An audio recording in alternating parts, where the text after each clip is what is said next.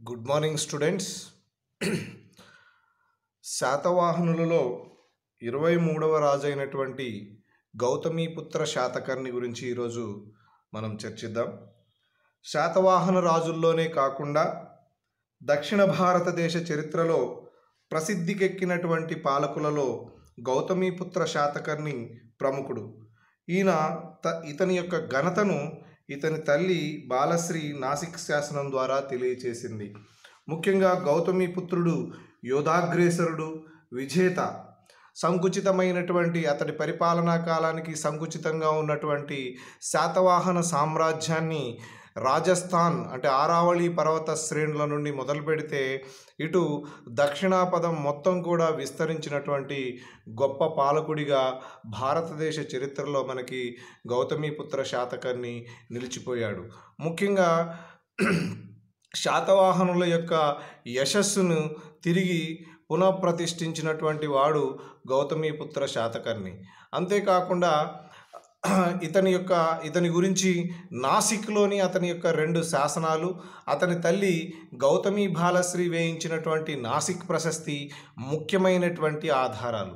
వీటితో పాటు అతడి నాణ్యాలు గౌతమీపుత్ర శాతకర్ణి యొక్క గొప్పతనాన్ని, విజయాలని మనకి తెలియజేస్తున్నాయి.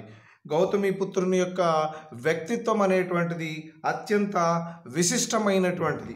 అతని యొక్క మూర్తి ఉన్న నాణ్యాలను బట్టి అతడు దృఢకాయుడని, సురద్రూపి అని మరియు మనకి తెలుస్తూ ఉంది. ముఖ్యంగా గౌతమీపుత్ర శాతకర్ణి సింహాసనం అధిష్ఠించే నాటికే అతని తండ్రి అయినటువంటి శివస్వాతి శాతకర్ణి క్షవరాట వంశానికి చెందినటువంటి సహపానుడి చేతిలో ఓడిపోయి పశ్చిమం వైపు ఉన్నటువంటి శాతవాహన సామ్రాజ్యం మీద పట్టుని కోల్పోవడం అనేటువంటిది జరిగింది. తదనంతర కాలంలో తన తండ్రి మరణానంతరం సింహాసనాన్ని అధిష్ఠించినటువంటి గౌతమీపుత్ర శాతకర్ణి యొక్క పరిపాలనా కాలం మీద అనేక రకాలైనటువంటి అంటే అతని పరిపాలనా కాలం మీద భిన్నమైనటువంటి అభిప్రాయాలు ఉన్నప్పటికీ కూడా 78 నుంచి 102 వరకు అని, 84 నుంచి 64, 60 నుంచి 62 నుంచి 84 మధ్య కాలంలో పరిపాలించాడని, ఇలా లేదా ఇక్కడ ముఖ్యంగా చెప్పాలంటే క్రీస్తు శకం 75 నుంచి 110 మధ్య కాలంలో పరిపాలించాడనేటువంటి 3 రకాలైనటువంటి కాలాలు ఇక్కడ మనకి కనిపిస్తూ ఉన్నప్పటికీ కూడా 78 నుంచి 102 వరకు ఉన్నటువంటి కాలాన్ని మీరు తీసుకున్నా పర్వాలేదు. ఈ మూడిట్లో ఏ కాలాన్ని మనము ఉపయోగించినప్పటికీ, ఎందుకంటే కొంత పూర్తి స్థాయి సమాచారం తెలియనటువంటి సందర్భంలో ఇచ్చినటువంటి కీలకమైనటువంటి 3 రకాలైనటువంటి కాలాలని మనము ఉపయోగించుకోవచ్చు. గౌతమీపుత్ర శాతకర్ణి సింహాసనాన్ని అధిష్ఠించిన తరువాత అతడు అనేక రకాలైనటువంటి ముఖ్యంగా సైనిక విజయాలను సాధించి శాతవాహన సామ్రాజ్యం యొక్క పరిధిని విస్తరించడమే కాకుండా శాతవాహన యొక్క వంశాన్ని తిరిగి భారతదేశ చరిత్రలో గొప్ప వంశంగా తీర్చిదిద్దటంలో గౌతమీపుత్ర శాతకర్ణి యొక్క గొప్పతనం అనేటువంటిది ఇక్కడ మనకి కనిపిస్తూ ఉంది. గౌతమీపుత్రుడు యోధాగ్రేసరుడు, విజేత. అతడు సింహాసనం అధిష్ఠించిన నాటికి శాతవాహన సామ్రాజ్యం సంకుచితమై ప్రతిష్టానపురానికి తూర్పున మరియు ఆంధ్ర ప్రాంతాలకు మాత్రమే పరిమితమైంది. దిగ్విజయ యాత్రలు చేసి ఈ రాజ్యాన్ని సువిశాలమైనటువంటి సామ్రాజ్యంగా గౌతమీపుత్ర శాతకర్ణి రూపొందించాడు. అంటే గౌతమీపుత్ర శాతకర్ణి తండ్రి శివస్వాతి శాతకర్ణి కాలంలో శకుల చేతుల్లో ఓడిపోవడం వల్ల అంతకుముందు పులోమావి కాలంలో కుంతల శాతకర్ణి కాలంలో సాధించినటువంటి విజయాలన్నీ కూడా మరుగునబడిపోయి శాతవాహన యొక్క రాజ్యం సంకుచితమైపోయింది. అలాంటి పరిస్థితుల్లో సింహాసనాన్ని అధిష్ఠించినటువంటి శాతవాహన చక్రవర్తి గౌతమీపుత్ర శాతకర్ణి తిరిగి శాతవాహనుల యొక్క సామ్రాజ్య యశస్సును పెంచడమే కాకుండా సువిశాలమైనటువంటి అంటే తన పూర్వీకుల కంటే కూడా సువిశాలమైనటువంటి సామ్రాజ్యంగా ఈ శాతవాహనుల రాజ్యాన్ని తీర్చిదిద్దటము అనేటువంటిది జరిగింది. ఇతని దండయాత్రల గురించి మనం ఒకసారి పరిశీలించినట్లయితే మొదటి దిగ్విజయ యాత్రలో భాగంగా అసిక, అస్మిక, ములక, విదర్భల మీద దండయాత్ర చేసి వాటిని ఆక్రమించుకోవటము అనేటువంటిది జరిగింది. ఆ తరువాత రెండవ దండయాత్ర మహారాష్ట్రపై చేశాడు. ముఖ్యంగా పశ్చిమ ప్రాంతంపై దండయాత్ర చేసి క్షక లేదా క్షవరాట వంశరాజు అయినటువంటి సహపానుడు లేదా నహపానుడిని ఓడించి ఆ ప్రాంతాన్ని ఆక్రమించాడు. ముఖ్యంగా ఈ నహపానుడు గౌతమీపుత్ర శాతకర్ణి యొక్క తండ్రి అయినటువంటి శివస్వాతి శాతకర్ణిని ఓడించడము అనేటువంటిది జరిగింది. తిరిగి తన తండ్రి పరాజయానికి ప్రతీకారం తీర్చుకోవడమే కాకుండా ఈ యొక్క శకుల నుంచి శాతవాహన సామ్రాజ్యానికి పొంచి ఉన్నటువంటి ముప్పుని తొలగించడమే కాకుండా తన సామ్రాజ్యాన్ని పశ్చిమ తీరం వరకు విస్తరించడము అనేటువంటిది జరిగింది. ఈ విజయంతోనే క్షవరాట వంశ నిరవశేషకర అనేటువంటి బిరుదును ధరించాడు. ఆ తర్వాత అపరాంత, కుకుర, అవంతి, ఉజ్జయిని, అనూప ప్రాంతాలను ఆక్రమించడము అనేటువంటిది జరిగింది. ముఖ్యంగా అతని యొక్క నాసిక ప్రశస్తి, అతని తల్లి గౌతమి బాలశ్రీ వేయించినటువంటి నాసిక ప్రశస్తిలో గౌతమీపుత్ర శాతకర్ణి సామ్రాజ్యం యొక్క విస్తీర్ణం మనకి తెలుస్తూ ఉంది. ముఖ్యంగా అసక అంటే నిజామాబాద్, ఔరంగాబాద్ జిల్లాలు, అసిక అంటే కృష్ణా గోదావరి నదుల మధ్య ప్రాంతం, ములక అంటే పైఠాన్ ప్రతిష్టానపుర పరిసర ప్రాంతాలు, సౌరాష్ట్ర, అదేవిధంగా దక్షిణ కదియవాడు ప్రాంతం, సౌరాష్ట్ర అంటే కుకుర అంటే తూర్పు రాజస్థాన్ ప్రాంతం, అంటే ఇక్కడ రాజస్థాన్ వరకు కూడా తన సామ్రాజ్యాన్ని విస్తరించినట్టుగా మనకి ఇతడి విజయాల ద్వారా తెలుస్తుంది. అదేవిధంగా అపరాంత అనేటువంటి పేరుతోటి ప్రజెంట్ ఏమంటారంటే ఉత్తర కొంకణ మరియు ఉత్తర మహారాష్ట్ర ప్రాంతాలని అపరాంత అనేటువంటి పేరుతో పిలిచేవాళ్ళు. అదేవిధంగా అనూప అనేటువంటి ప్రాంతం అంటే నర్మదా నది సమీపంలోని మాహిష్మతి రాజధాని ఏదైతే ఉందో ఈ అనూప ప్రాంతాన్ని జయించాడు. విదర్భ అంటే బిరార్ వరకు జయించాడు. అకర తూర్పు మాళవ మరియు విదిశ రాజధానిని జయించడం అనేటువంటిది జరిగింది. అవంతి పశ్చిమ మాళవ లేదా ఉజ్జయిని రాజధానిగా ఉన్నటువంటి అవంతి రాజ్యాన్ని ఇతని యొక్క సామ్రాజ్యంలో భాగంగా ఉన్నాయి. అంటే ఈ యొక్క ప్రాంతాలన్నింటినీ కూడా గౌతమీపుత్ర శాతకర్ణి తన యొక్క సైనిక బలంతో తన దిగ్విజయ యాత్రలతో వీటన్నిటినీ ఓడించి తిరిగి శాతవాహనుల యొక్క రాజ్యాధికారాన్ని ఇటు రాజస్థాన్ ప్రాంతం నుంచి ఇటు మహారాష్ట్ర మరియు మధ్య భారత్ ప్రాంతాలన్నింటిలో కూడా స్థిరపరచడము అనేటువంటిది జరిగింది. అందుకే గౌతమీపుత్ర శాతకర్ణిని వింజ అచీవత్ పర్యాత్ర సహ్య కన్హగిరి మలయ మహేంద్ర చకోర శటగిరి సిరిఠన అనేటువంటి పాలకుడిగా ఇతన్ని వర్ణించడం అనేటువంటిది జరిగింది. అంటే వింధ్య ఆరావళి శ్రేణులు, పశ్చిమ కనుమలు, నాగార్జున కొండలు, నీలగిరులకు పశ్చిమాన ఉన్నటువంటి ప్రాంతాలు, తూర్పు కనుమలు మరియు అమరావతి పరిసర ప్రాంతాల్లోని పర్వత శ్రేణులచే పర్యవేష్టితమైనటువంటిది ఇతని యొక్క సామ్రాజ్యము అనేటువంటిది మనకి ఈ యొక్క బిరుదుల ద్వారా మనకు తెలుస్తుంది. అందుకోసమే శాతవాహన కుల యశ ప్రతిష్టాపకర అనేటువంటి బిరుదును కూడా ఇతడు పొందడము అనేటువంటిది జరిగింది. పహ్లవులను ఓడించడం ద్వారా పహ్లవ నిఘాత అనేటువంటి బిరుదును కూడా ఇతడు పొందడము అనేటువంటిది జరిగింది.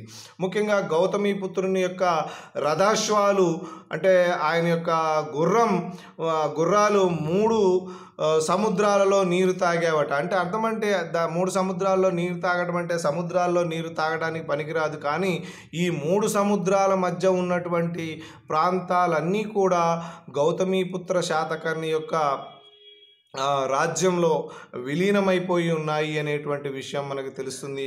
అందుకనే త్రిసముద్ర తోయ పీతవాహన అనేటువంటి బిరుదు కూడా గౌతమీపుత్ర శాతకర్ణికి ఉంది.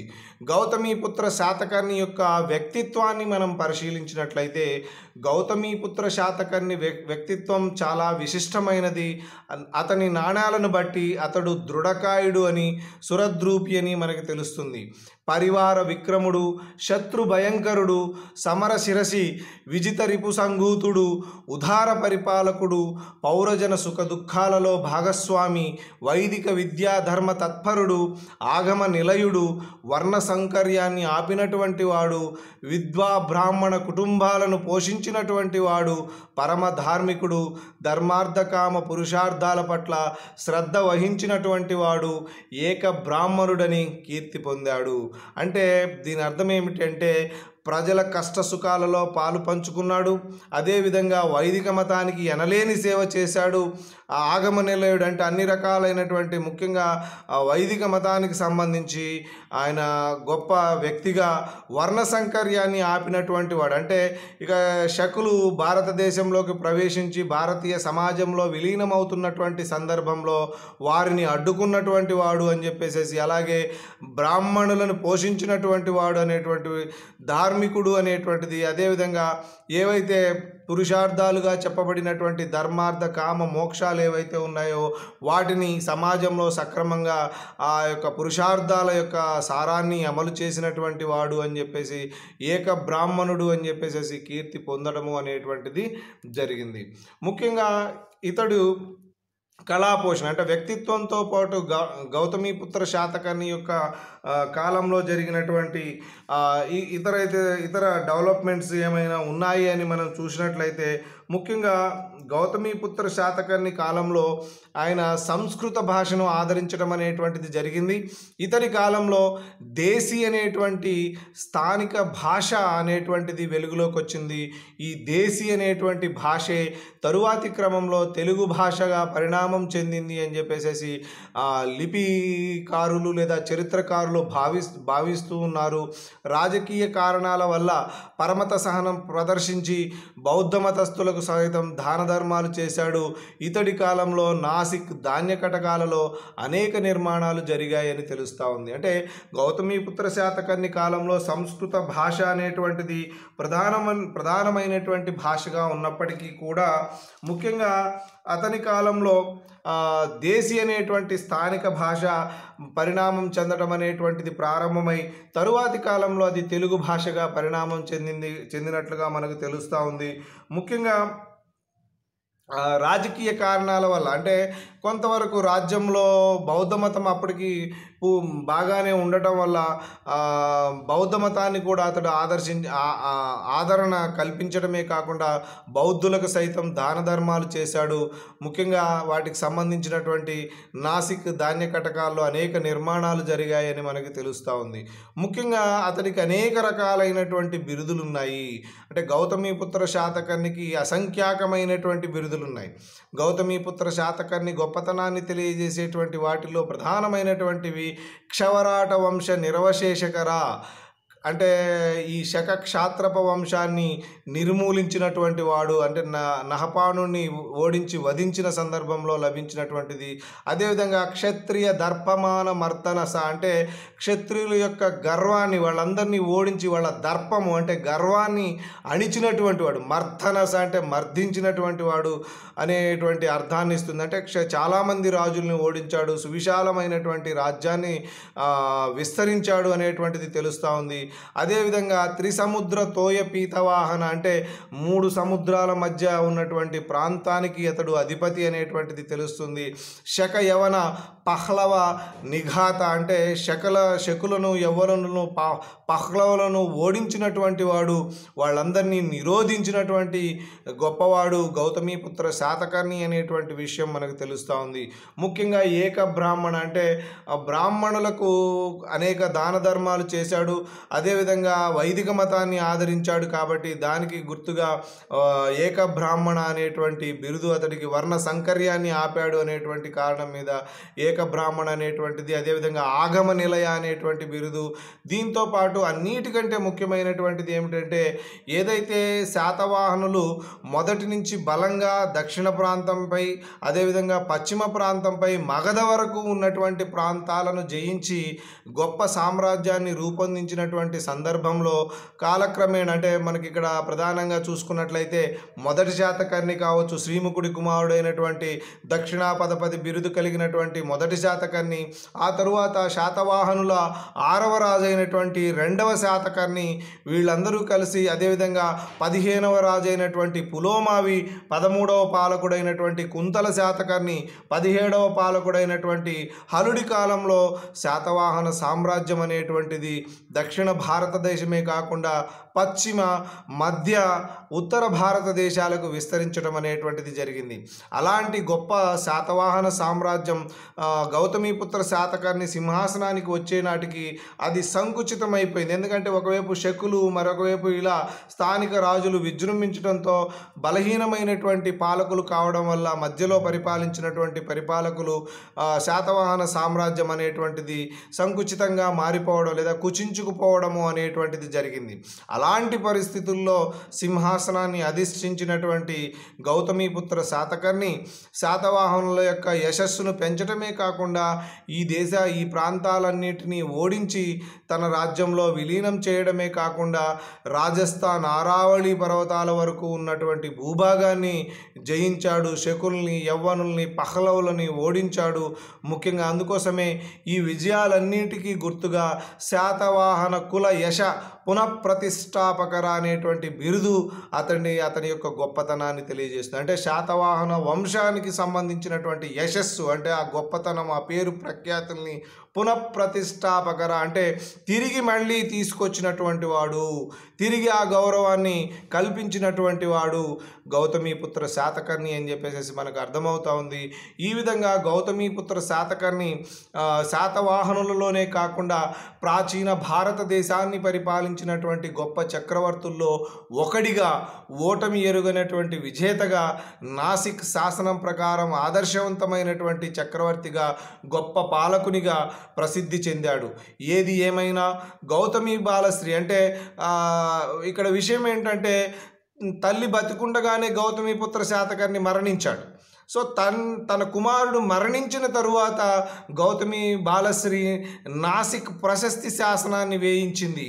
అందుకోసమే ఆ వృద్ధ విచారగ్రస్త అయినటువంటి మాతృమూర్తి గౌతమి బాలశ్రీ వేయించినటువంటి ఈ నాసిక్ శాసనంలో గౌతమిపుత్ర శాతకర్ణి పురాణ పురుషులతో సమానుడు అని చెప్పేసి ఆమె తన కుమారుడికి సంబంధించినటువంటి అంశాలను చాలా గొప్పగా, ఎంతో గొప్పగా దాంట్లో ప్రస్తావించడము అనేటువంటిది జరిగింది.